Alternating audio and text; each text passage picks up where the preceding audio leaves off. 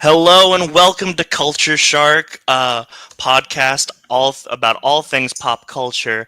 I'm Caleb, And I'm Final Monkey. and today we're going to be talking about Act 3 of Season 2, the final act of the final season of Arcane. Um, Today I'm probably going to be doing most of the talking. My co-host here, unfortunately, uh, he wasn't feeling the best last week, but we powered through. Unfortunately, he may actually be doing a little bit worse I'm this on week. I'm on death's door this week, so we'll So see how today goes. yeah, but yeah. So we're gonna go ahead and get straight into this. This might actually end up being a little bit shorter Yeah. episode. But I'll honestly, oh, go ahead. Go ahead. I'll introduce episode 7 if you don't mind. Yeah, I figured because we both know what this episode reminded us of. So episode 7, after the tragic events of last episode, finds Vi meeting with Victor, and she wishes I was never born, and so she gets to see her life where she didn't exist, and Victor gets to earn his angel wings, and it's the worst version of It's a Wonderful Life because the world's a much better place without Vi. um, so that's actually not how I took it.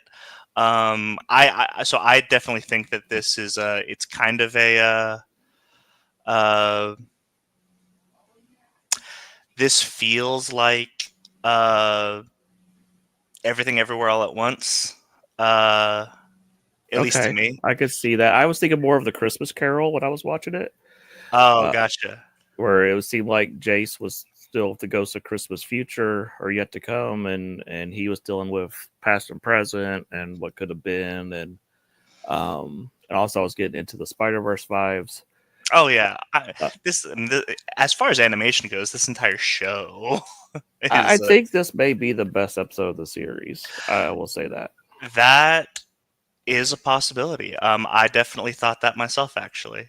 And I was Um, expecting Heimdinger to turn into Bob Dylan all of a sudden and start playing Guitar Hero on his little guitar, but he that didn't. was great. Honestly, whenever they were doing that whole, uh, whenever they were doing that whole, uh, Montage yeah, the or whatever. yeah, they were doing the Yeah. whole montage and uh, the songs playing. I didn't think it was actually Heimerdinger singing, but that was a lot of fun.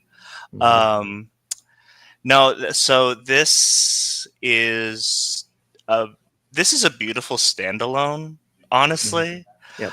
um, it really reminded me of Everything Everywhere All at Once, um, because it's almost like in another life I would have loved to just do laundry and taxes with you. Hmm. Um, and one thing that I appreciate um, is the Jinx Echo pairing or Powder Echo pairing. It works. It doesn't feel forced. Hmm. um, because sometimes stuff like this can just feel like the ultimate one is Bruce Timm with Bruce Wayne and Barbara Gordon. It's just Hmm. like this feels a little forced. Like this is your OTP, and you're just making us watch it. Um, but Yeah. this They. definitely I don't works. think they.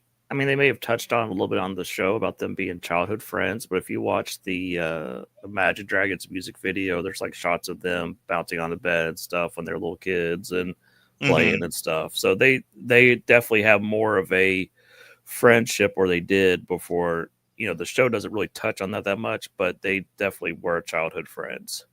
Hmm. So it would make sense that if they grew up in a somewhat peaceful world, that they probably would have a relationship. So yeah. Yeah, yeah.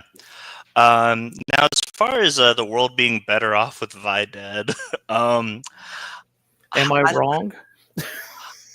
I, I, I did. In order to make that distinction, I would have need to see where Jace was at this point as well. I had a and I don't think this is the case, but this is kind of what I was thinking, is that they were all in the same time period. He was just above ground, they were all below ground. Above ground sucked, and below ground was. I don't No, think that's the case though at the end, but so the way I took that at least was and I called it was Victor pretty much immediately. Um but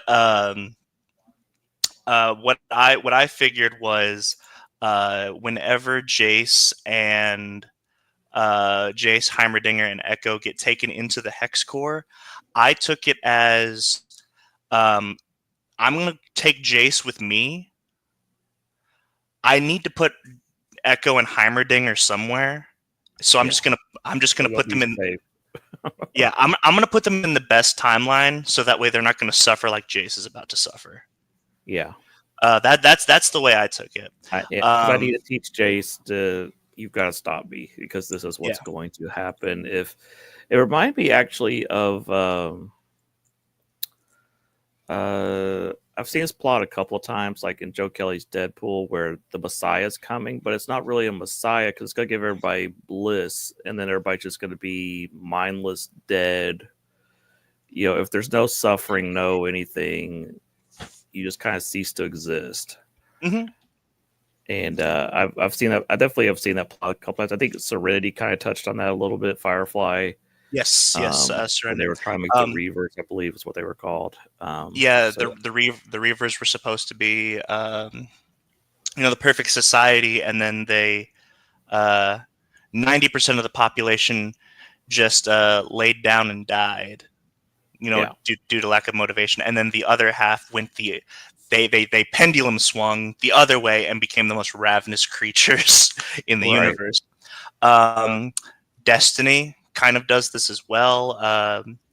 The idea of the final shape, which is the witness's ultimate plan, according to the witness, the final shape is a perfect universe, and the perfect universe is one without motion. And so the idea of the final shape is the witness is going to put the universe in its most perfect moment, and then freeze time and stop it forever. Um, Yeah. So this alternate universe, basically the point where it changes is in the timeline is the heist that we saw in the first episode. yes. And in this version, Vi dies, and we find out later Powder took all of the hex gems, or what you want to call them. So the Piltover never developed all the hex technology in this world, and they Hmm. never got the advantage over Zon. So Zon kind of flourished in this world, Hmm. and Yeah. so we see a lot of people that are dead in our timeline are back. Milo and Clagger are it's Yeah. cool seeing Benzo them grown up, and yeah, and Benzo. and Um, Silco, the big one. I love Silco. Anytime Silco shows up, I'm happy. Yeah. He's Yeah. he's he's like one of my favorite characters. I Yeah. just he's great. Ironically, he's like the one that is not in the game. I'm sure he'll get added somehow. Like, oh, by the way, here he is, or he was this Th- guy the whole time. You just didn't know. Yeah, they added Ambessa before Silco. yeah. Well, maybe they have big plans for him. Who knows? Yeah. But I like the where Echo's just like, didn't you try to kill him? Yeah. That. So here's the thing. I'd there there are some things that like I don't know what I would do in a situation like this. Hmm. Um, but there are times where I definitely thought that there were times where I thought that Echo was definitely just being a dick because he was being a dick. Yeah, Like, he wasn't fully grasping the situation. I was just kind of like, yeah, dude, chill out. I Um, like I know that this is not your powder. You are not her Echo, and so this is weird. But obviously, you at this point in time, you two are in a relationship, and yeah. just treat her like a person. Right, right. Um, one of the things they've done throughout the season, and it might be a fun experiment for somebody to do, is to watch like season one, episode one, and watch season two, episode one, and then season one, episode two. What combine them together because there's parallels. Because season one, episode 7 has the big fight between Echo and Jinx, Yeah. and probably about the same time the episode have their epic dance scene in this one. So there's definitely some neat little parallels they have done here, where if you line up the episodes, I'm sure there's scenes that match like that. Yeah, definitely. Um, and then the line.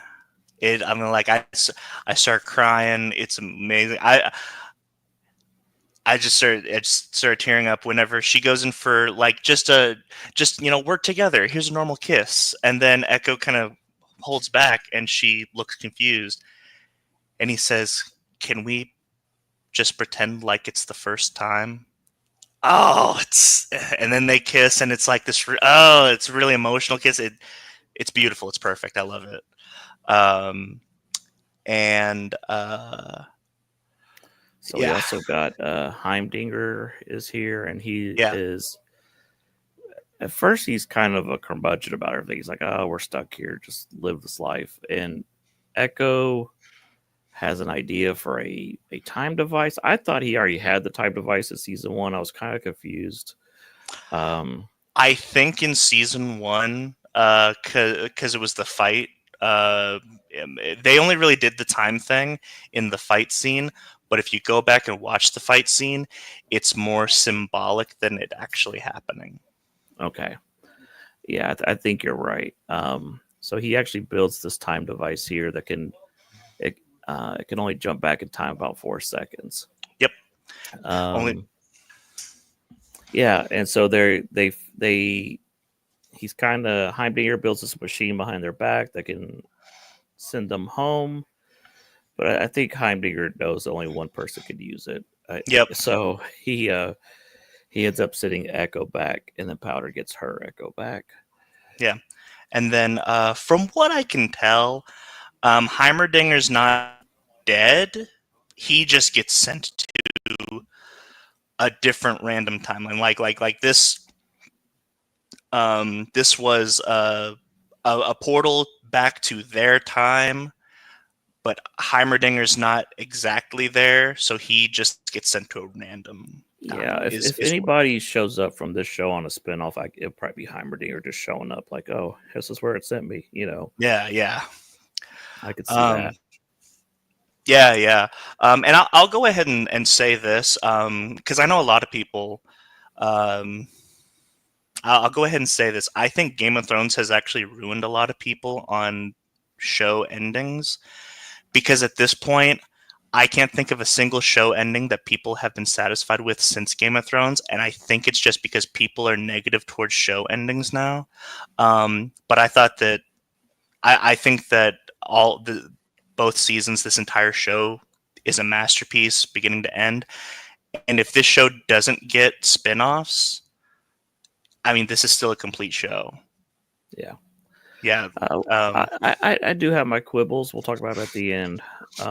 But I didn't hate it. I am super sick though, so that always affects my viewing of things. Yeah. All right, let's go ahead and move on to the next Yeah. episode. Also, I do want to point out the interesting thing that we definitely did talk more about Echo and Powder than we did about Jace, but that's because that was the more jarring thing. Like the Jace thing is kind of what you would expect, you know? Yeah, it's mostly just him wandering around for 20 minutes. So, And and eating his just see the leg. destruction of what's, happened to the cult and everything. And eating his leg, which it took me a second to figure out that that's what he was doing. Oh, is that what he did? I totally missed that. I thought he was eating that little Oh, creature he saw. no, he ate his own leg. Okay. Yeah. So he pulled a red leg Zeph. Okay, cool. Yeah. Um, All right. So episode 8 was probably the weakest of the three, I think. Not saying it's a bad episode. It just compared to the other two, it just wasn't So, as so strong. I had a feeling that you would think that this is the weakest of the three because um, where this is kind of in the same vein as um, because I would imagine that you think that episode 4 of season 1 and episode 4 of season 2 um, are the weakest of them as well. Um, Well, I think I and came to a revelation yesterday. I okay. don't like Caitlyn. And when Caitlyn's on screen, I get bored. Like if it's just her and stuff about her, I'm just like, I don't care. Okay. That was, I mean, so that makes sense. I like Caitlyn, and I Yeah, pretty there's not a storyline in this show that I don't like. Um, I yeah, think yeah. the I tried to I think think about the it. Mel and Ambessa story is okay. I just don't know if it needs to be here. And we'll talk about that when we get to the end. I feel like one of the problems the show has a little bit of is there's too many storylines going on and all wrapping up at the same time. Like maybe if they had wrapped up some stories a little bit earlier, it wouldn't have felt as so chaotic towards the end. Maybe. I mean, so my thing is I know a lot of people have been saying, "Oh, it felt like that they put they put 2 seasons together and made it 1 season." I don't know if I see that. I think that 3 seasons would have been too long.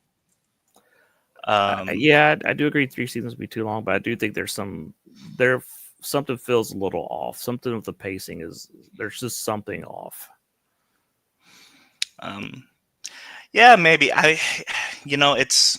I think this is one of those things where I think that the perception of the ending of the show will get better as it goes along. Actually, because I was there.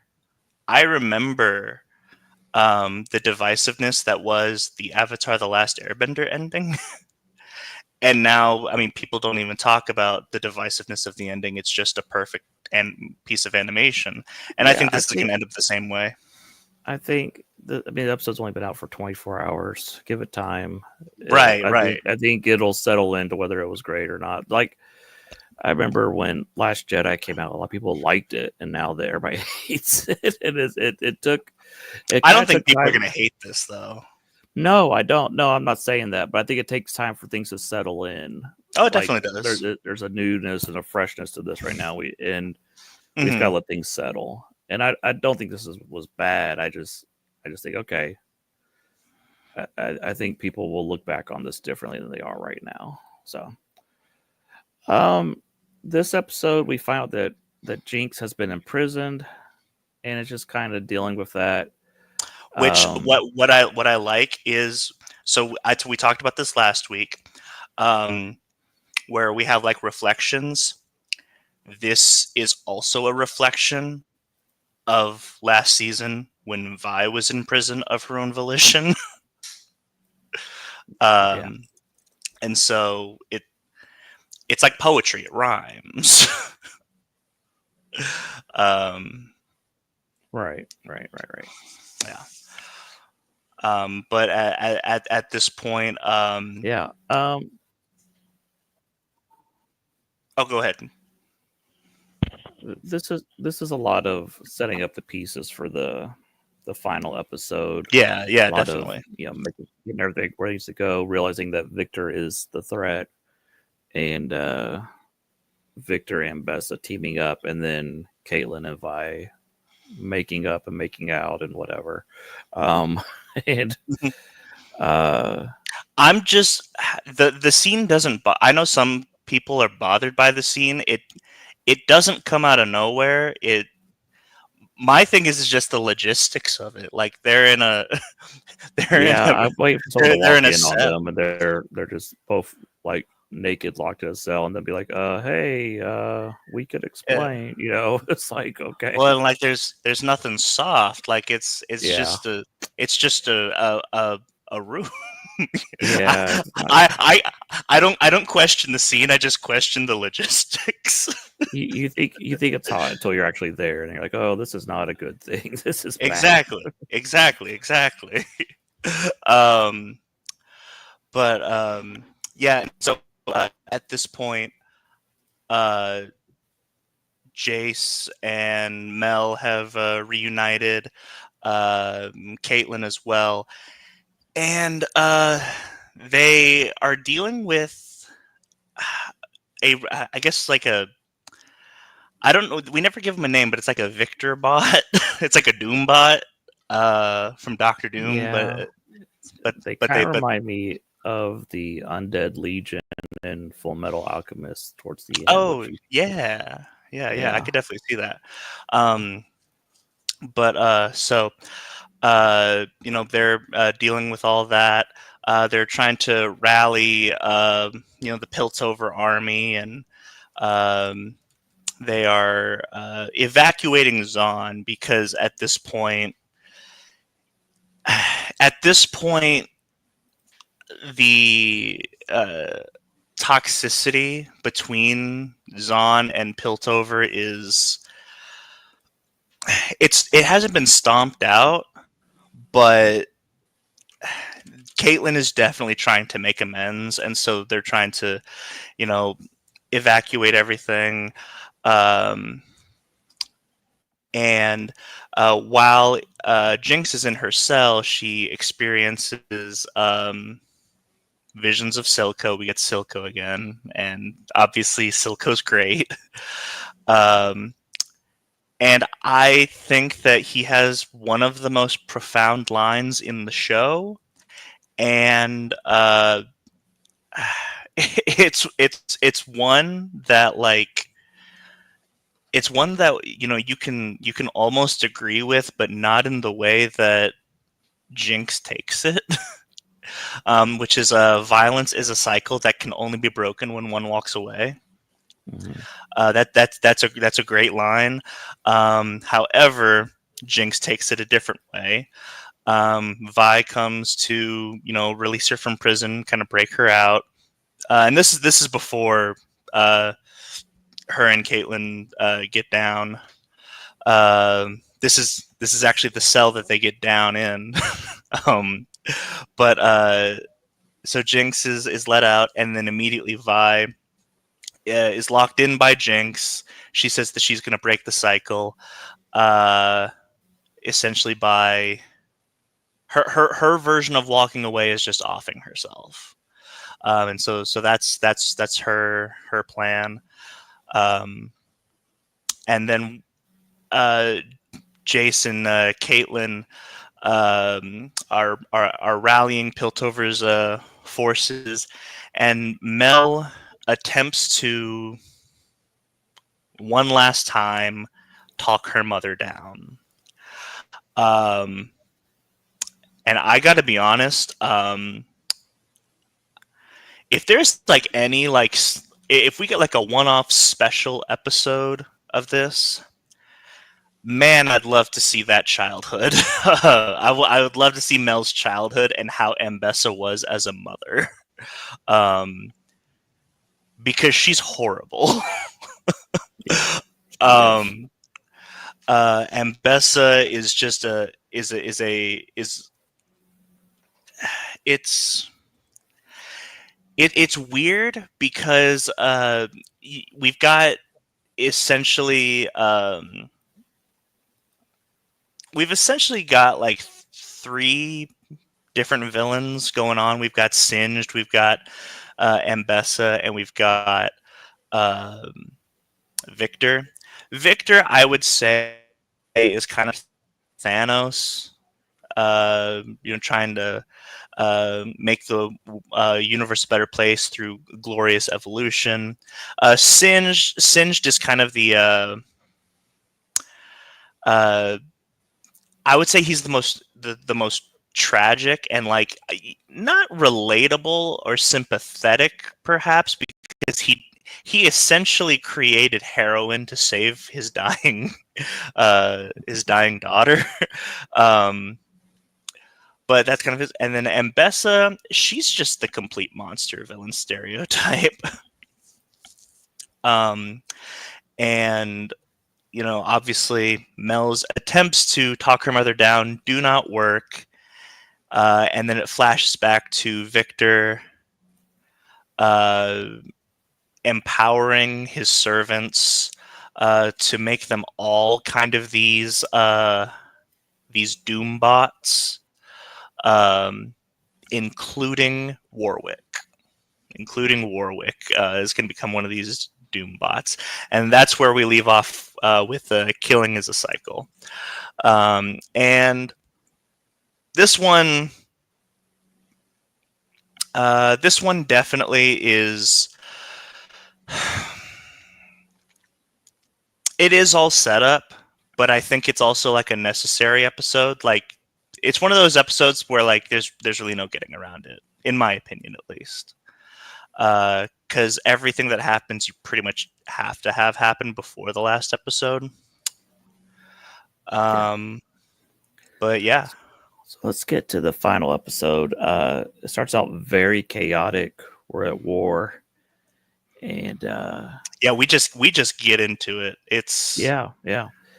And I think that the plan seems to be stop Victor from getting to the I guess the runes or the hex tech or whatever. Yeah. In a way, I don't know if this was like their intention, but I mean it's almost kind of like a game of League. Because part of the game of League is destroying towers so that way you can get to your the opposing team's base, but you've also got to like defend your portion, and so it's actually, now that I think about it, it's more like Team Fortress 2, game of Payload, where you got to prevent the enemy payload from getting to the finish line, and the enemy payload being Victor. And so yeah, there's a lot of action going on. Really, there's really not a whole lot to talk about at this point because it really just is. I think the biggest thing is just the chaos and then the betrayal that happens where Yes. Caitlin gets knocked out. Yeah, and I'll go ahead and say it. You definitely called it, and I didn't believe you, but you called it. Yeah, Maddie's the traitor. Yeah. Yeah. No, you call. I was like, I don't know. I think she's just a nothing character. I don't see a whole lot coming of her. And then you're like, do you think that she's gonna end up betraying her? Like she's working for Ambessa? I was like, I don't know. Nah. Of course not. But no. But yeah, that is exactly what happens. And I gotta be honest, I think that Maddie's death is one of my favorites. Oh, it's great. It's wonderful. So Mel has like now that her Black Rose powers have been awakened. Yeah. She has it's almost like Invisible Woman. There's a lot of Fantastic Four in this. But she can create force fields around herself and other people. And so right as Maddie's about to shoot Caitlin in the head execution style, she puts a force field around Maddie. The bullet ricochets like twice and then hits her in the head. Yeah. It's a great scene. I think that whole scene is great because it starts off with Ambessa and the Noxus army coming up the stairs in a really cool way, and then that scene sort of ends with Mel just opening the door like she's some sort of Jedi.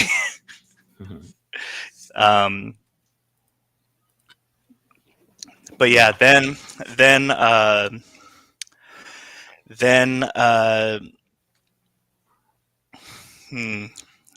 that you know what this is a big war is hard to keep in your head. Yeah, So let's see. So allowing sorcerer to fit. Okay, so we'll finish up the Ambessa part. They're fighting, and Caitlyn disables the runes on Ambessa's arm, which then allows the Which, sorcerer to which, move in which reminded me of Iron Man taking the stones from from Thanos. Thanos. Yeah, yeah, There's so much Marvel in this, but like you know how like there's a lot of Marvel in something. You're like, oh, this is like a Marvelized Transformers or something. It doesn't bother me here for some reason. yeah. We also see Jinx's airship show up and Well, open fire. well, Yeah. let's go before that. Jinx is about to off herself Oh yeah. um, Yeah. by just grenade, and I think it's one of my favorite scenes where Echo is like constantly trying to talk her out of it, and he has to keep pulling the rip cord to go back 4 seconds so she doesn't Yeah, it kill was very herself. Rick and Morty. Yeah. Yeah, Yeah. it was a lot of fun. I actually really liked that. Um, and I almost I need to watch it again because I need to know how much is it that Jinx has always cared for Echo, and how much of it is she also feels that other universe or something like that. I don't know, but the reason, I don't know about that, but yeah, I do think that part of the reason that she doesn't go through with it is because of her feelings towards Echo in some sure. way. Yeah. I just don't know like exactly how to word that, I guess. Right. um, Yeah. but yeah, so the her airship comes in, and I love this part when the airship yeah, came in. yeah, and like and she's just playing music. Yeah, go off, girl. um, oh, another thing that I love it whenever any war scene does this, where like there's like war drums are going. Because if you think about it, war drums are the most impractical thing ever, and yet people continue to do it, and I love it. It's kind of like, Mhm. did you ever watch Mad Max Fury Road? Yeah. It's kind of like the guitar guy. The best part of the movie. Yeah. I love the guitar guy. So anyway, so Jinx comes in. She's got her Gatling gun, and Echoes flying the airship, and all the Zonites come in. Sevica's there as well, and it's your classic. I want to say this dates back to the Ewoks, right? Like I think that's the first time, because like this is it's almost like a trope now, but I think it goes all the way back to the Ewoks, Mhm. um, where the traditional army is on its last legs, and then the wild childs come in and save the day. Yeah. Yeah. um, and so eventually uh, they break the hex orb that Victor is supposedly in, and Hmm. he's not there. It turns out that Hmm. this whole attack was a distraction, so that way a now fully evolved Victor can make his way to the hex gate. Yeah, and we see him.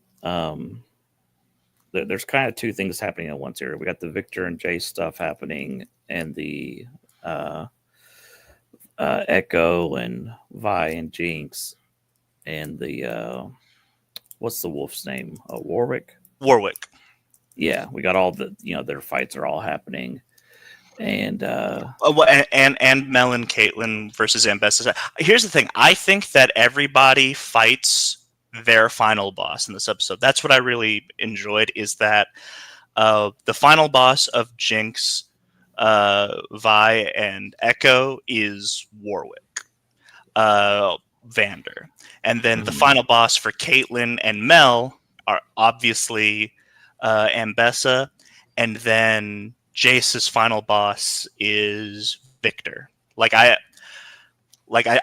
don't think that anyone gets skimped out on their moment, you know? Yeah, and we kind of see Victor's winning here until Echo's time device kind of screws him up. Yeah, yeah. Yeah, Which I have been waiting for this for 2 seasons. Because Echo's one of my favorite characters in League of Legends, uh, and so I've been waiting for Echo to actually do Echo things for 2 seasons, and it was great. And I also like the fact that he finally got like his sword, and it's actually a piece of the clock tower, which makes so much sense. yeah, yeah. Um, but yeah, and Um, it's so and so and during and, and Go ahead. well, and so eventually he gets incapacitated, so he has to essentially turn it up to 11, way past 4 seconds, Hmm. which essentially what he found is if he goes past 4 seconds, everybody dies. Yeah, um, and so he does that, and so he then throws it in Victor's face. yeah. And so we have this. If I recall, this is where the psychic plane stuff happens between Jason and Yes. Victor. It really reminded me, so at this point, everybody has been taken, like Victor has incapacitated everybody. Everybody has kind of been, um, not mind controlled, but their minds have been taken by Victor and put in his astral plane. And so it was just Echo at this point that was able to break free of it because of his time device. And then once we see what Victor sees through Jace's eyes, it really reminded me of of the Matrix, Hmm. uh, with all the pod, like there aren't pods, but just the horror of like, oh my god, Victor has everyone incapacitated in this astral plane. Everybody. Yeah, and so we find out that Victor is the hooded one that's been guiding Jason since really season one. Yep. Um, and so Victor has been setting out to stop Victor this whole Yeah. time. And that's always fun when your future self's like, "Hey, we really screw up. We got to fix this." Hmm. And so they destroy the rune, and they both vanish. We don't know if they are dead or not. It's vague. I took it as they were dead, but other people say, That, they might have gone somewhere else or whatever. I don't know. so so I take it as they were dead because there's only one ambiguous death for me, one that who's probably not dead. We'll get to them. Yeah, yep, yep, Um, but as far as I'm concerned, uh, Jace and Victor are dead. And if yeah, they're not, if they're not, they're within that astral plane together, and their bodies are gone, and for all intents and purposes, they're dead. yeah, yeah. I take it they're like kind of like Sky was, where she kind of faded away. I don't know. Yeah. Yeah. Um. So let's talk about the controversial scene, I guess. Um. And part of me felt like the writers like, oh crap, we forgot to deal with Jinx and Vi, and well, if we got to do something. Um. We see that Vi is on a ledge that's about to give away, and the wolf is Warwick's there, and he's unconscious, and Jinx is screaming for Vi to jump off, and she doesn't listen. She goes to grab the wolf. The wolf wakes up and attacks, and then Jinx jumps in to save them, and then they're all falling off, and Vi grabs her hand, and the wolf is holding on to her. And then Powder chooses to release the power on the gauntlet to drop them. And as they're falling, she detonates a grenade. So when I initially watched this, because keep in mind, I'm not thinking critically. I'm on a lot of cold medicine, and so I was like, okay, she's dead, and then I watched the finals, and so I'm just gonna we'll loop back to this. So I watched the rest of the episode. I'm like, okay, and there's a ship in the sky. Okay, whatever. I don't know what that ship meant, but okay, Powder's dead, and I felt like that for like an hour or two. I think I talked to you a little bit on chat during this time. I was like, okay, whatever. So then I started reading stuff and rewatching stuff. I was like, wait, no, they're not. This is not what the show is saying, because Silco told her to walk away. And there's people have been posting pictures on Reddit and stuff. When the explosion happens, you can see when she teleports, that little pink line shooting off in the distance. And you can actually see her teleporting out of the explosion, like the pink line. Mm-hmm. And then Caitlin is watching the microfiche or whatever at the end. From her mother, yeah. Yeah, and she's looking at the duct tunnels, and she's holding a fragment of the bomb that Jinx had, the monkey bombs, and she kind of realizes, oh, she got out of there. She jumped in one of those ducts. She's gone. And then if you jump back to season 1, someone pointed this out on Reddit that Jinx says that she always wanted to fly one of those sky ships. And so the final shot is the sky ship sailing off into the distance. So that's Jinx getting away on the sky ship and starting a new life somewhere. Yeah, yeah.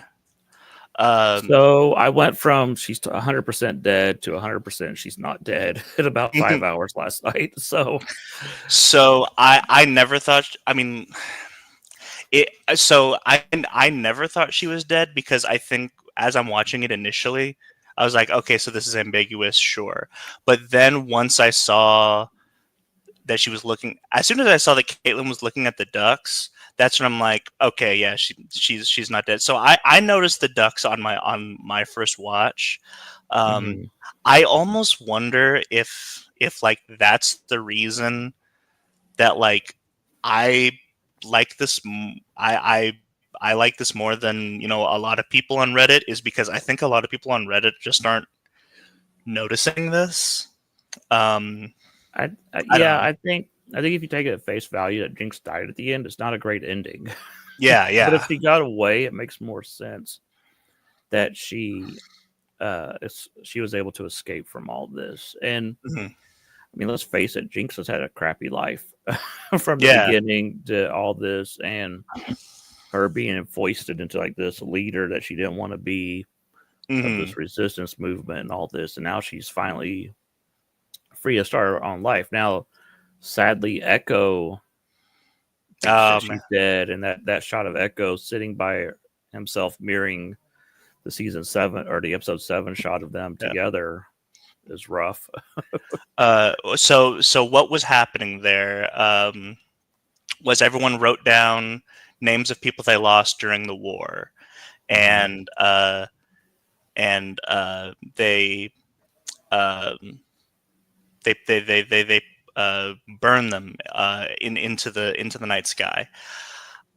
He has one that he burns himself. I like to think that there are actually 2 names on his piece of paper, because I like to think that Jinx is on there, but Heimerdinger's on there as well. Okay. Yeah, I think it'd be cool if it would have been fun if Jinx had burned a piece of paper that said Jinx on it, like she was reclaiming the powder name or oh yeah, that definitely would have been cool as well. But as the ending stands, I really like it. It's not an open-ended ending. It's more like if they do anything else with these characters, it'll just be like the next adventure. But this adventure's over. Yeah, I really don't want them to do anything else with Jinx. No, I think their story's over. So let's get into what we thought of the season 2 as a whole. I think this is just me personally, and as we often said on the show, that people have different opinions, and that's cool. If you don't like it, that's fine. Um, I thought season one's stronger than season two. Like season two, I'd give like a 9.5. This one, I'm probably like at 8.5. I don't hate this at all. I just had issues more throughout the season than I did with season one. One of the big things for me was Jinx's PTSD and mental instability was such a big deal in season one, and then season two was just kind of like, oh, it's gone, and it felt like she got over a lot of stuff. And I realized that Silco dying had a big deal of that, like that devil on her shoulder is gone now. I get Mhm. that, but it felt like we should have had some more episodes dealing with her trying to conquer these demons. That's for me. Sure. That was the storyline I found more interesting. So I would have rather they have dealt a little bit more with that. But like I said, they were dealing with a lot of storylines, and I think they pulled it off. Would I've liked some better pacing and some other issues, sure, but overall, I was fine with it. Myself, you know what? I'm actually not going to, um,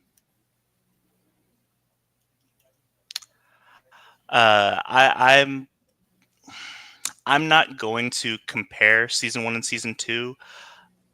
I like seeing this as all one story, one uh 16 no 18 episode story. So that's the way I view it. Um and I think from beginning to end they nail this. They hit the ground running with act 1 of season 1, and they stick the landing with act 3 of season 2. um this show actually gives me hope, because I always said, and I'm very much reminded of this other show that I'm about to say by this show. I always said that there would never be another show like Avatar: The Last Airbender, Mm-hmm. and then this show comes out, and Yeah, so, I, in another life, I would say there's never going to be another show like Arcane, but I have confidence that there will be, because I've been proven wrong about Avatar: The Last Airbender. This is one of the greatest pieces of animation that I've ever seen and probably ever will see. It's not going to be the last one. Like I said, no. there will be more like this. I Um, I think from all the different animation styles, the music, and then just the writing and the characters, this was something really special, and I'm glad that the animation industry is really struggling right now. We've seen Cartoon Network dying and a lot of other stuff, but it seems like Netflix is the place for these high quality animations. I really enjoyed Terminator Zero, and we've talked a lot about what's it called, Edge Cyberpunk, Runners. Edge Runners. Um, so I think, yeah, I think the next big animation thing like this, it'll probably be on Netflix, and or Blue Eye Samurai was great, So there's still great animation being made. You just have to kind of find it. Mhm. But I think the series was totally awesome, and Yeah. um, I'm showing my age. I'm saying totally awesome. Um, Mhm. well, if you've liked this, please hit the subscribe button. We've had a lot of new viewers through the Arcane thing, and tell your friends. We've got big plans for next year, but we definitely need all the subscribers we can get to unlock more stuff in YouTube and do bigger and better things. Um, anything else you want to add, Kayla, before we sign out? No, no. So yeah, this is I mean, just nothing but great things about the show can be said. And next week, we're still trying to figure out, because it will be a pre-recorded show, because of going from Thanksgiving into essentially a holiday weekend. So it will be a pre-recorded show.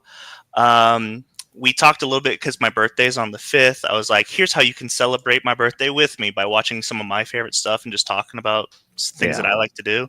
But I also thought maybe we could talk about the Game Awards as well. Depending on when voting is over, we might do a live voting.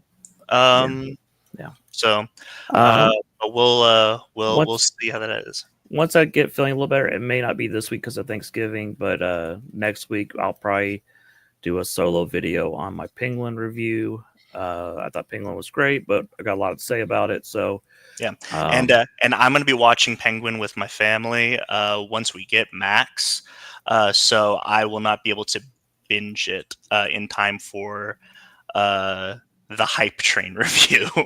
yeah, yeah. So that's it for us. Again, hit the like and subscribe button, tell your friends. But until next time, I'm Final Monkey, And I'm Caleb. and we'll catch you next time in the Shark Pond. See ya.